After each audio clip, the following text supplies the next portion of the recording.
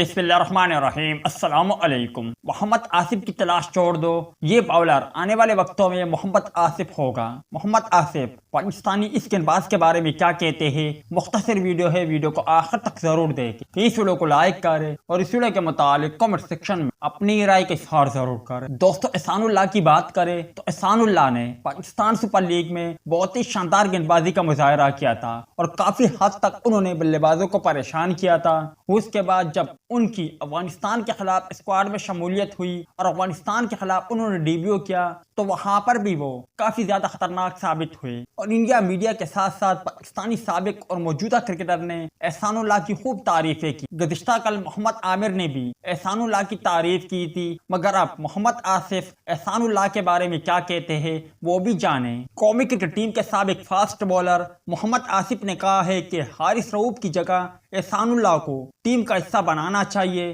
ایک انٹرویو میں انہوں نے کہا کہ حارث رؤوف 2 اوور میں 12 رنز دے کر 2 وکٹیں لیتا ہے، لیکن پھر اگلے 2 اوور میں 20 سے 30 اسکور کا لیتا ہے، اور حارث رؤوف کا یہ طریقہ گزشتہ 1 سال سے چل رہا ہے۔ محمد آصف نے کہا کہ حارث رؤوف بہت زیادہ اسکور کاتا ہے اور وہ مہنگا باؤلر ہے، اس کی جگہ احسان اللہ کو موقع دینا چاہیے۔ اگر احسان اللہ کو موقع دیا جاتا ہے اور آنے والے ایشیا کپ اور ورلڈ کپ کے لیے احسان اللہ اسکواڈ میں شامل ہوتے ہیں تو میری نظر میں احسان اللہ موجودہ پاکستانی گیندبازوں میں سب سے زیادہ خطرناک اور کارآمد ثابت ہوں گے۔ دوستو، احسان اللہ کی گیندبازی کو دیکھے تو صحیح معنوں میں کافی زیادہ بلے باز انہیں سمجھنے سے قاصر رہتے ہیں، اور کافی بلے باز جب انہیں کھیلتے ہیں تو وہ خوفزدہ بھی ہوتے ہیں۔ اب آپ بھائی مجھے بتائیں، کیا احسان اللہ محمد آصف بن سکتے ہیں یا نہیں؟